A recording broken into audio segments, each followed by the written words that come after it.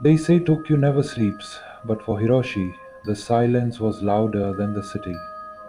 Every night at exactly 3:33 am, his apartment would fall unnaturally still, and then it would come, a knock, just one, same time, same place, every single night. It all began on a rainy Tuesday. Hiroshi had just moved into his small fifth floor apartment. He lived alone, worked late, came home tired, no friends, no family close, just his room, the city lights outside, and a deep craving for peace. And at first, it was peaceful, until silence began to knock back. The first night, the knock was so soft he almost didn't hear it. He opened the door, expecting a neighbor maybe, but no one was there. The hallway was empty, quiet, too quiet. He shook it off. Second night, another knock, this time clearer. Again he opened the door. Nothing, not even footsteps fading down the hall, not even a draft, just stillness.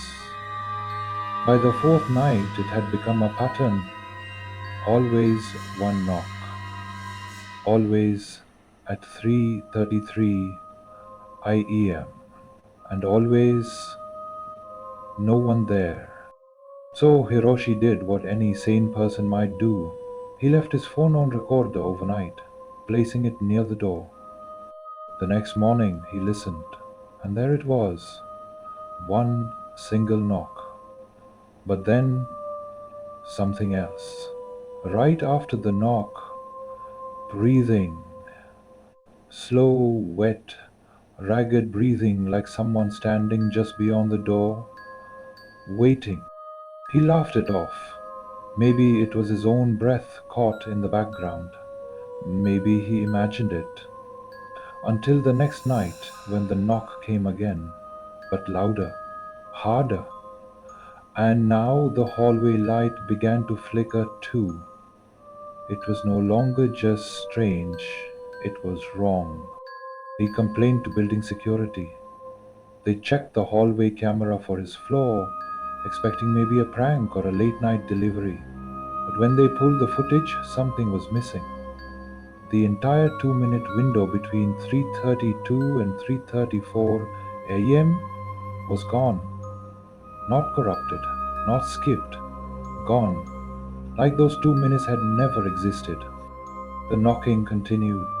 He sprinkled salt outside the door, like he'd seen in old ghost stories. It was still there in the morning, but smeared, as if someone had stepped over it. The camera? He tried a different one.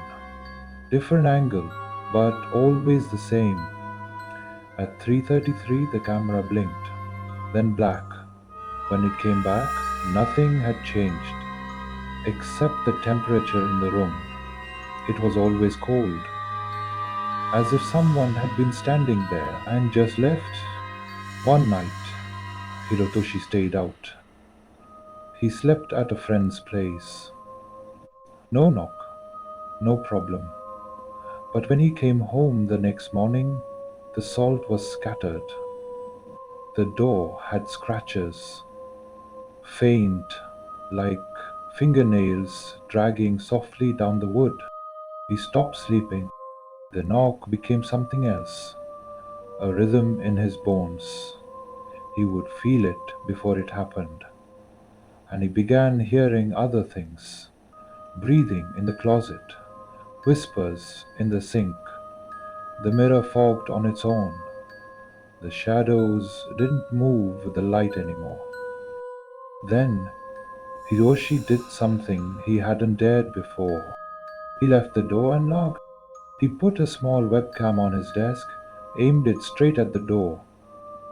He sat on the bed, lights off, phone in hand. 3:31. Nothing. 3:32.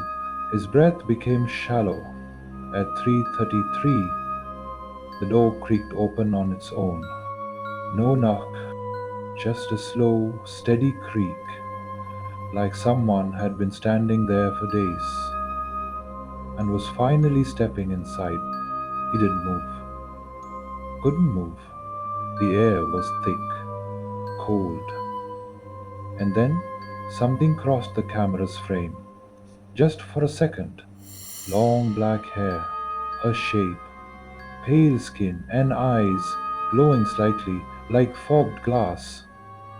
Not angry, not kind, just watching. The video ends with static. Police found Hiroshi's apartment a week later. A neighbor complained of the smell.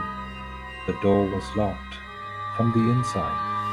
No sign of forced entry, no blood, just an open closet door and a line of salt freshly poured broken in the middle. Hiroshi was never found. Room 502 is still on the rental list. Cheaper than most in Tokyo. The landlord says the stories are just stories.